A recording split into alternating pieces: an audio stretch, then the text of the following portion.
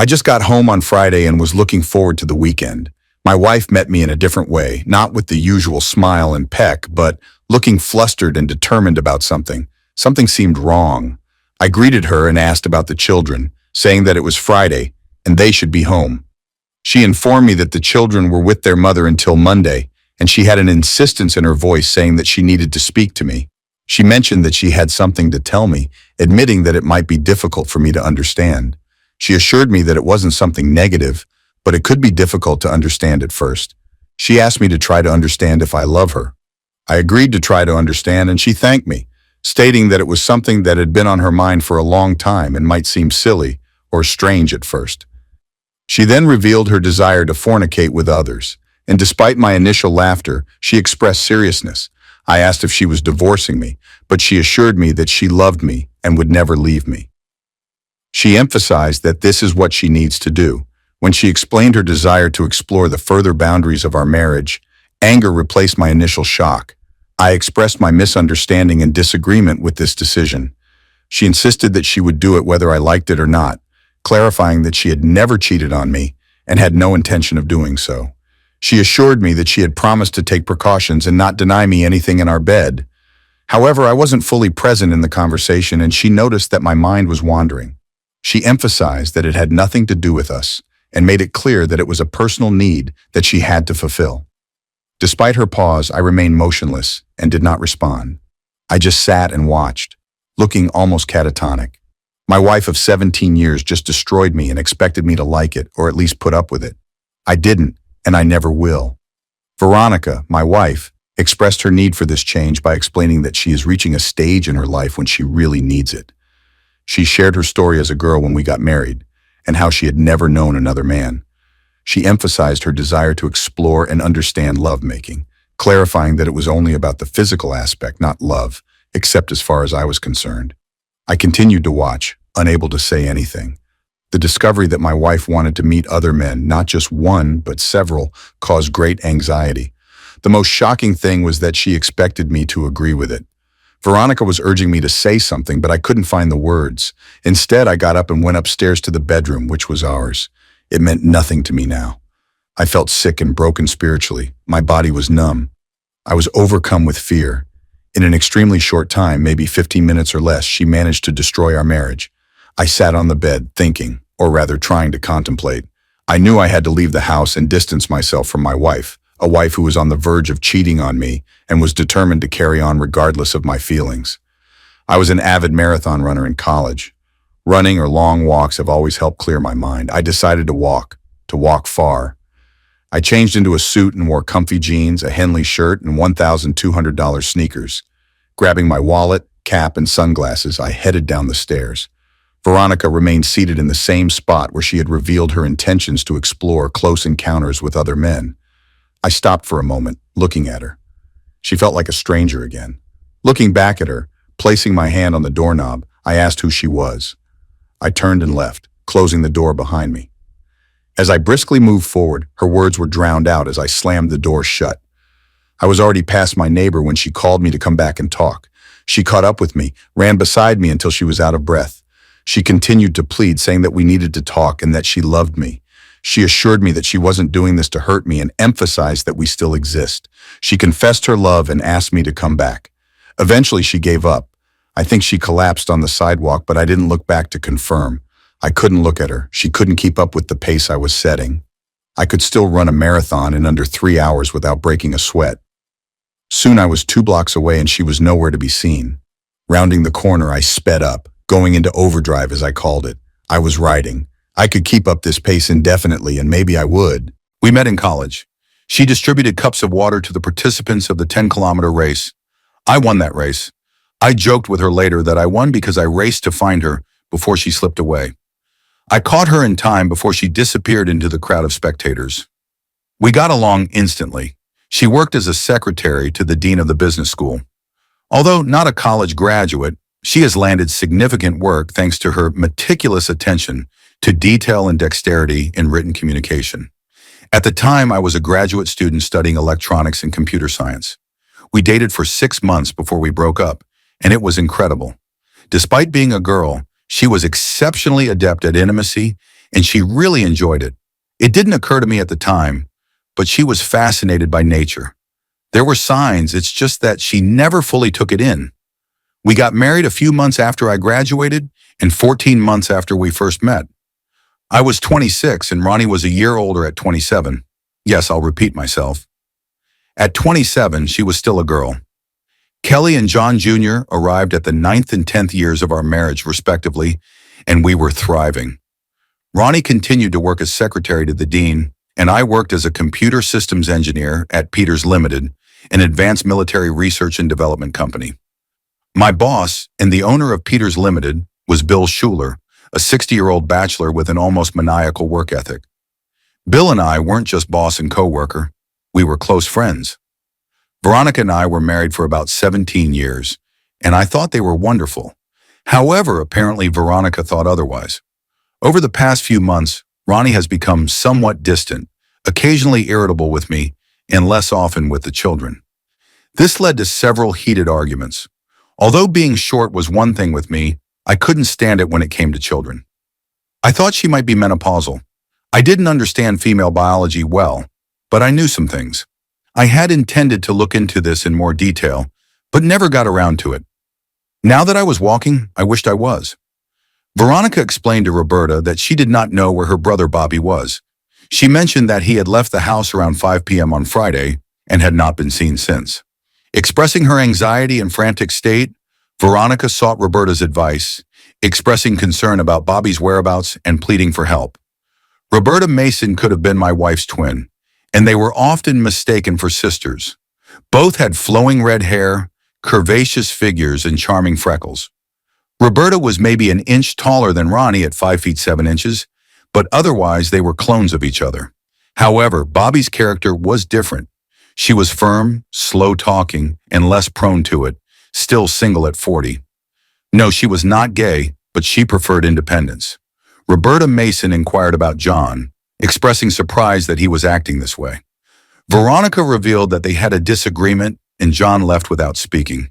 Bobby, worried about the situation, reassured Veronica that Ronnie, believed to be her husband, would find John.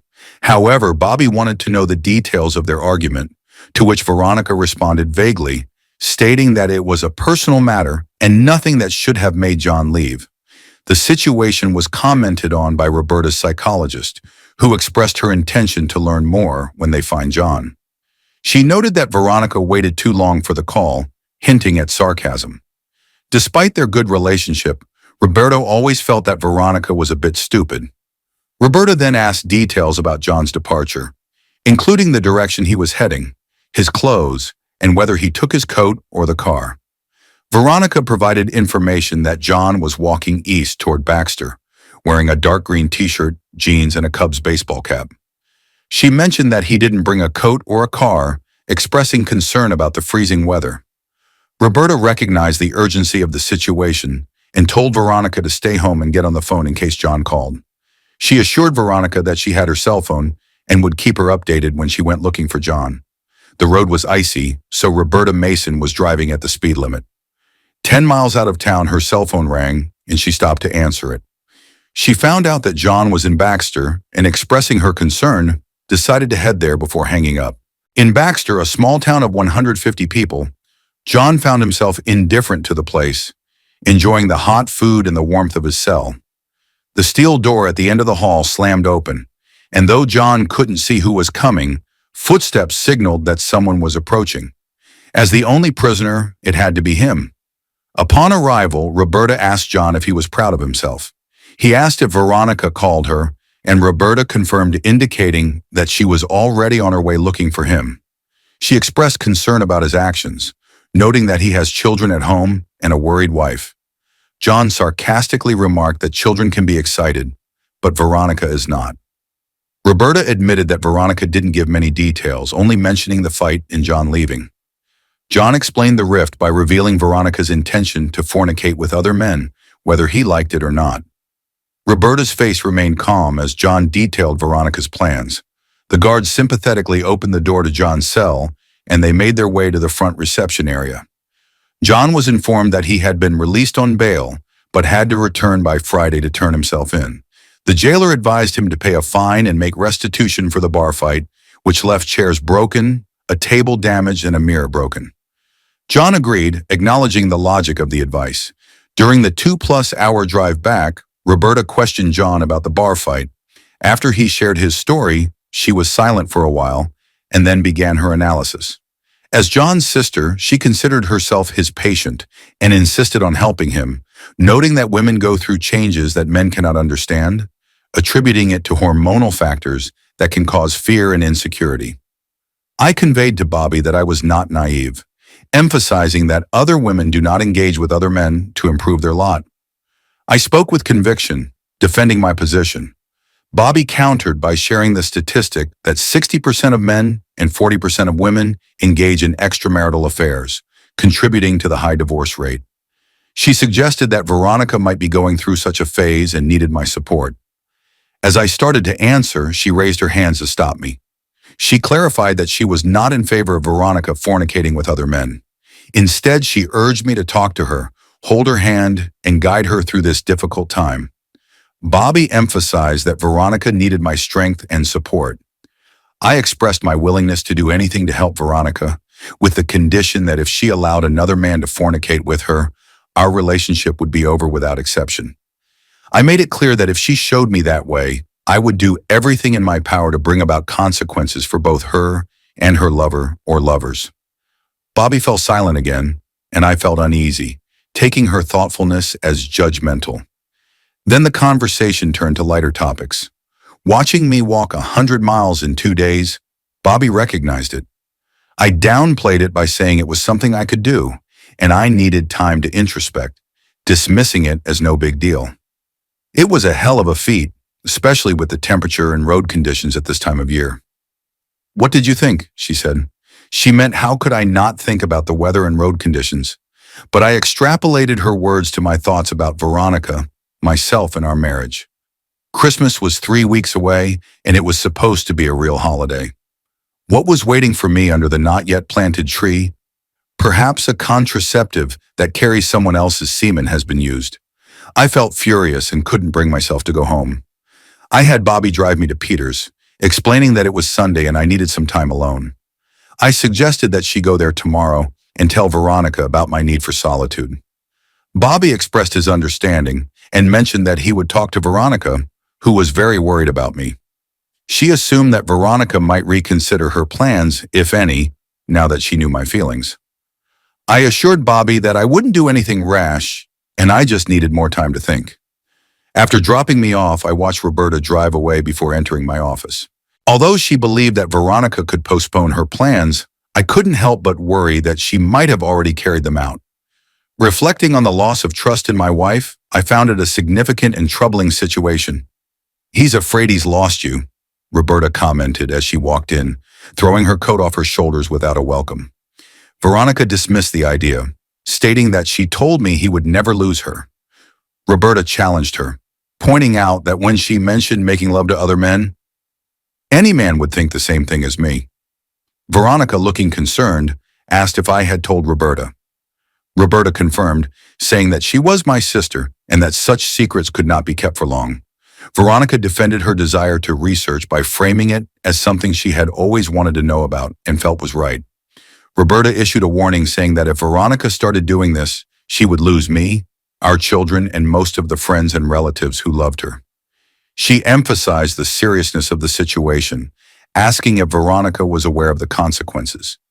Veronica couldn't meet Roberta's eyes as she explained her need, hoping Roberta would understand.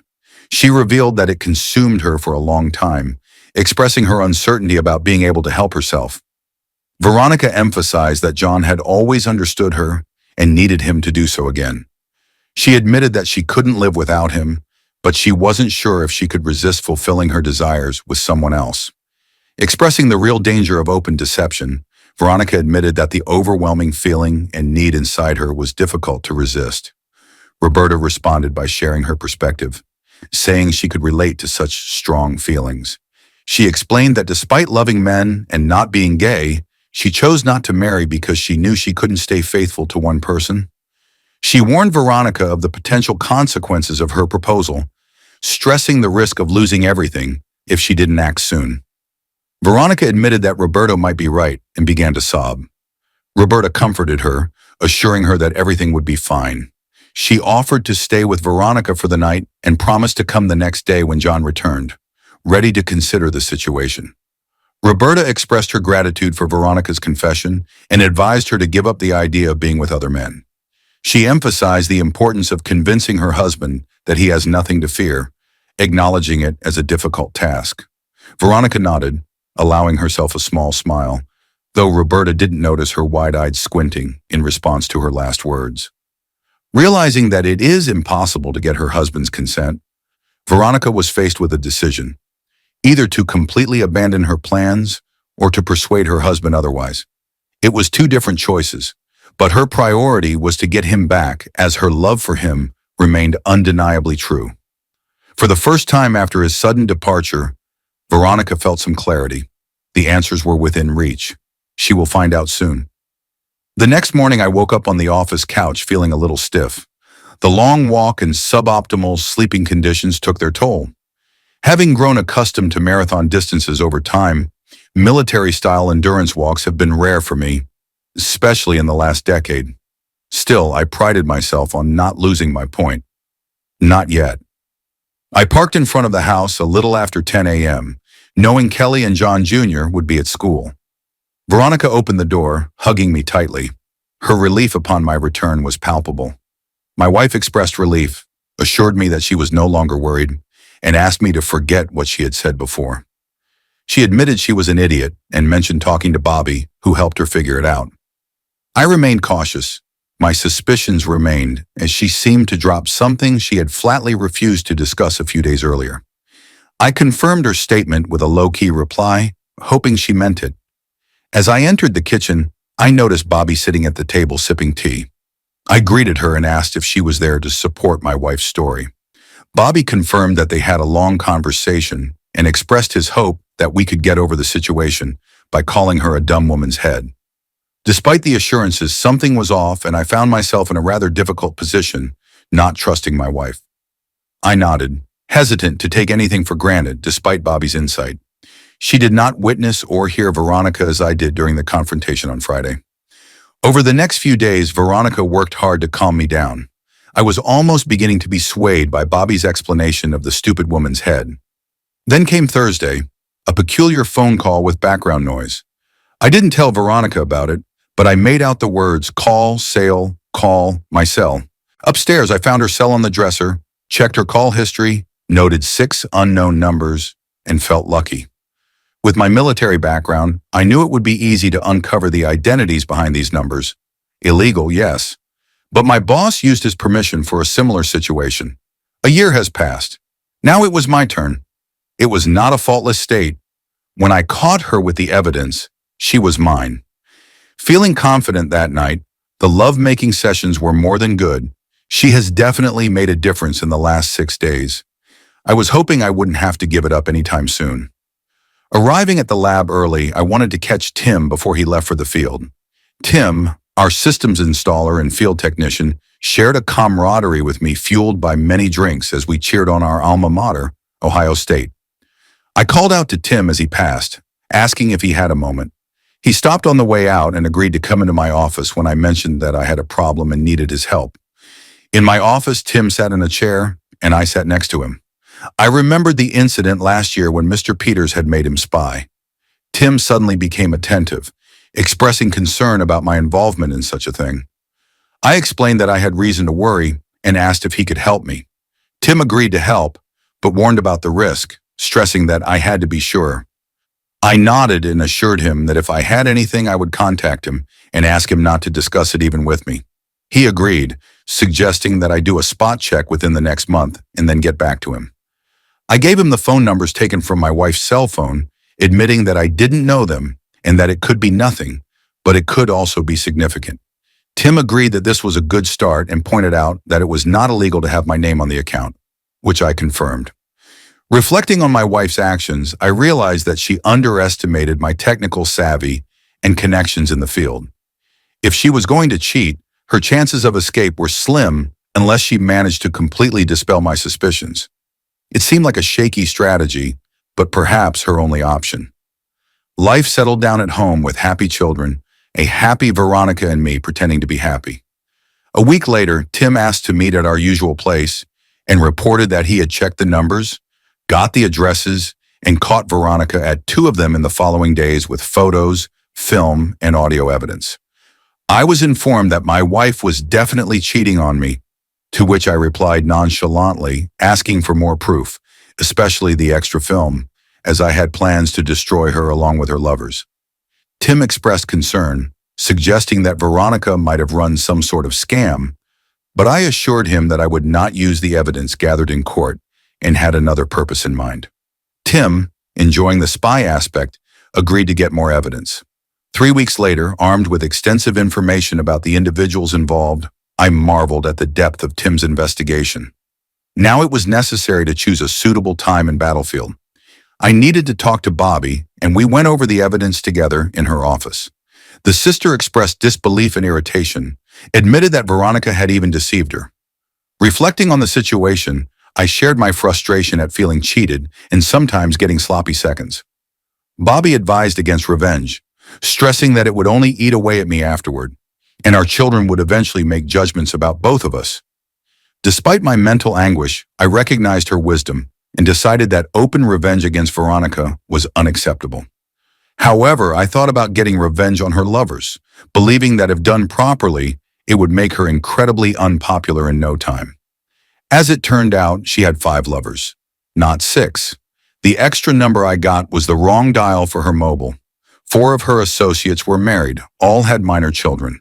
2 were people whose careers I could jeopardize with minimal effort. 1 is a state politician, the other is a priest. Veronica dared to get into serious trouble. The influence of female intimacy has undeniably corrupted her. My sister's choice to stay single for so long suddenly made sense. It would be better for Veronica to do the same. Primarily, I took care of the children of the cheaters and of course my own. Mine would stay with me. There would be no compromise. Despite the fact that Veronica will have indefinite visits, the boys are not allowed to visit them. Otherwise, I would give her the house but demand everything else, moving myself and the kids into a lovely 3-bedroom apartment next to their new elementary school. The time of war has come. A tech-savvy friend blurred out my wife's face in 5 damning videos and made copies for the wives and loved ones of 5 people. 2 additional copies were sent to a carefully selected TV channel to expose the priest. I considered suing the perpetrators, but that would leave Veronica defenseless in court, and I needed to protect her in some way for the sake of my children. I partially heeded Bobby's advice. It occurred to me that technology may eventually put an end to extramarital affairs. It was becoming too easy to expose these people. On D-Day, I went to work early, staring at my computer, set and ready. 1 double click and 4 husbands are likely to become ex-husbands, while another finds himself singing hymns in a remote monastery. I clicked twice. Hell will break loose soon. I smiled, feeling like Joshua at the walls of Jericho, anticipating the walls coming down. I told the head of the department that I was taking the day off and went home. I wondered how long it would take for Veronica to get the news, or at all, just in case. I loaded one of the videos into the player and turned on the TV. 1 push of a button and she will witness herself in provocative video clips, signaling the end of many things, including our marriage. I went upstairs to take a nap and had an idea. I went back to my phone, grabbed a notepad and wrote a note. Play the video. An hour later, I heard her car at the garage door. She was at home. Waiting at the top of the stairs, mostly out of sight, I saw her pause in front of the TV, reading a note on the tape. She went to the player and pressed start. I could feel her nervousness. Although I couldn't see the video, she was passed out in less than a minute. The video continued to play. I went downstairs and turned off the machine. She regained consciousness after about half an hour. I sat on the couch waiting for her to come to. She noticed me. She incredulously asked if I hated her, to which I replied in the affirmative, stating that there was no chance of reconciliation. After offering her a home and allowing the children to live with her, I asserted my ownership of everything else: shares, bonds, savings. I offered the chance to save some of her self-respect if she didn't fight me, but warned her that I would ruin her if she chose to resist. Expressing remorse, Veronica explained that she felt compelled to take certain actions. Despite her apology, I found her actions inexcusable and warned her that the consequences would catch up with her. Mintu was in the process of breaking down, and I advised her not to answer her mobile anytime soon, expecting her not to say hi to the kids. I told her that I had already rented the place, and Bobby would take the kids there after school.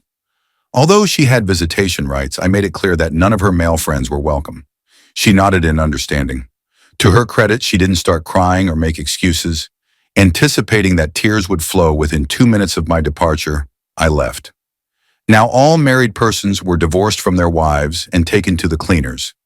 Xian's was reassigned, but I never found out where the pole is now. Maybe I'm selling used cars. Veronica still works for the dean and often sees the children. It was difficult to help them understand why Mom no longer lived with us, but somehow we got through it. Veronica meets from time to time. She may be set up by some office friends, but these are only guesses. I know for a fact that the idea of promiscuity no longer appeals to her. She will be with us for Christmas. She's still family, but she admits she made a big mistake and has the decency not to push it on me. Love, love, love. It can be so disruptive.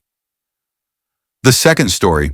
I have been married to my wife for 4 years, dating for 2 before getting married.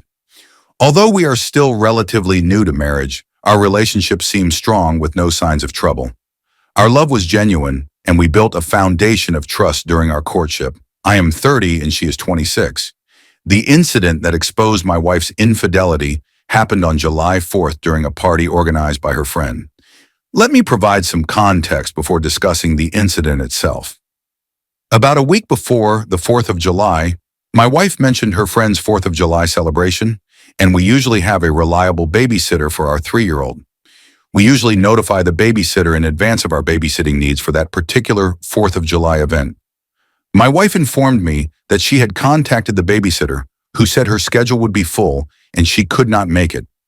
I was disappointed because after the birth of the child, I spent less time with my wife. Despite my reservations about her friend, my wife expressed a strong desire to attend the event and offered me to stay home with our child while she went to her friend's party. Wanting her to have fun, I agreed that I would take care of our baby at home. Here's the twist. My wife knew I wasn't a big fan of her friend, who was still single and 3 years younger, a little more carefree. I didn't want to seem controlling. I advised her to keep an eye on her friend, as she might not be the best influence. On the morning of July 4th, I took an unusual step and decided to call a babysitter myself. My wife usually makes these arrangements, and I had to find the babysitter's number in her phone. I thought offering the nanny a higher hourly rate might change her mind. If everything worked out, I planned to surprise my wife and let her know that we could go to the event together. After all, I wanted to share the news as soon as I was done with the nanny and enjoy the satisfaction of having a last-minute miracle happen.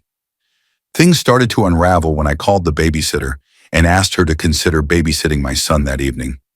Although she refused at first, she seemed surprised when I used the word reconsider and told me that it was the first time I had asked her about that day.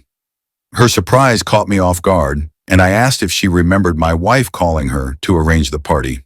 A week ago, she confirmed that she had not received any calls from my wife. I quickly improvised by telling her that my wife had called a family member instead.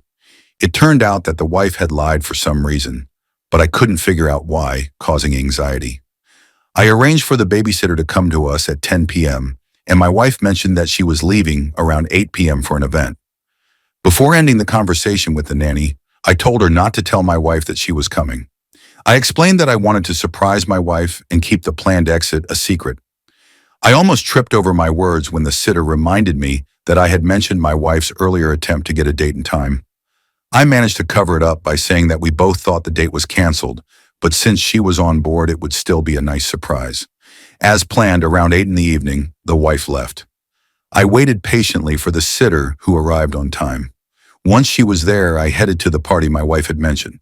To be honest, I had a suspicion that she might not show up and go somewhere else.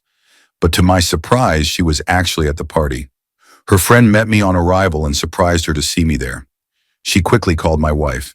Needless to say, she was simply shocked. Her reaction was more like utter disbelief. It had only been about 3 hours since my wife left the house, but she already looked very drunk. Her eyes were bloodshot and her reception towards me was cold. She repeatedly asked why I was there and who was looking after our baby. I reassured her that I had the situation with the babysitter under control and she shouldn't worry. I just wanted us to spend the evening together and watch the fireworks. The party, in a medium-sized setting of maybe 15 to 20 people, had a noticeable gender ratio, with more boys than girls, almost like a 2-to-1 ratio. We managed to get past the awkward initial interaction, but it still didn't explain why my wife cheated about going out. The event seemed to revolve around a game night with an emphasis on games of truth or dare. I heard one of the guys suggest that they go back to the game. I decided it was time to catch up on what I had missed and joined a friendly company of guys who were quite talkative due to their booze or their sociability. In the middle of the gathering, my wife's behavior became agitated and restless, and she expressed a desire to leave and go home. Her sudden request to leave raised a red flag for me, believing she was definitely hiding something.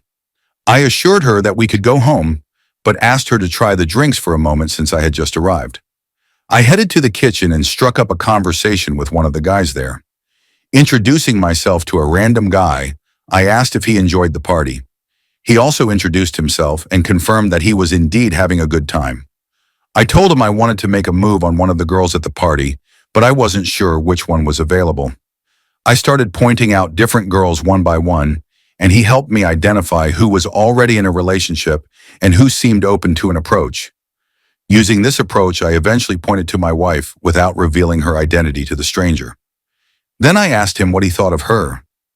He mentioned that my wife was attractive, but he warned me that she was off limits because she came with a guy he knew as a friend. I pretended to be interested and asked him to tell me more about this guy. The stranger proceeded to give me information about my wife's affair partner, explaining that they had met at a concert and had been involved in a promiscuous relationship with each other ever since. I was very impressed by this discovery. The time when my wife was at the concert and met this guy completely coincided. It stuck because I also attended the same concert. I was bothered by the fact that I was with her most of the time during the event, except when she wanted a snack and insisted on going alone. I remember her taking an unusually long time to return with her snacks, but I brushed it off, assuming there was a long line or she needed to use the restroom. This incident happened about a month ago, and since then she started to leave the house often and even went out of town. This new discovery made me question everything. The stranger was bragging about my wife as if she was some kind of reward he had won for his friend. He continued the conversation by sharing some more details. He explained that he came to the party to stalk my wife's friend. When he described her as a free spirit, I wasn't sure my reaction was noticeable, but I couldn't pretend anymore. At this point, my wife's friend joined the conversation, perhaps realizing that my questions were leading to the truth about my wife's affair. However, it was too late, and I realized that she was also involved in the deception. I refused to talk but asked my wife's friend about my wife's whereabouts. She suggested checking the courtyard, and there I found my wife talking to a guy. It seemed that either they were having a heated discussion or she was trying to convince him of something. I walked up to them and introduced myself to the man who was associated with my wife. But before I could say anything to him, my wife hurriedly pulled me away, insisting that we leave the party. I angrily waved her hand away and told her she could leave because I wanted to talk to this person. I confronted him directly by introducing myself as her husband. I directly asked him if he knew my wife was married before getting involved with her. Given that I've already learned the truth about their relationship, I possess a somewhat imposing presence that I use to my advantage in confrontations. Honestly, I didn't want to fight him if he really didn't know she was married. My little display of subtle aggression was meant to let my wife know that I had exposed her infidelity and to shake the guy up a bit. I repeated my question to him, making it clear that I didn't want to spoil the party by starting a fight, but I needed to know if he knew about my wife's marital status before getting involved with her. My wife was starting to get worried and tried to hold me back while I apologized. The guy, seeing the bottle in my hand and realizing that he was cornered on the patio without support, succumbed to my act and began apologizing as well. He mentioned that he had no intention of causing trouble and that he had just started talking to my wife without knowing that she was married. I asked how many times they had been together, and he answered, I just wished him good night and left. I got in the car and drove home. I told my wife I wanted a divorce. I check into a motel where I record my story as self-therapy. I don't know what steps to take. This is my first divorce experience, and I am completely new to co-parenting as I didn't grow up in one. I know I can't bear the thought of meeting this woman, and the incident makes me physically sick.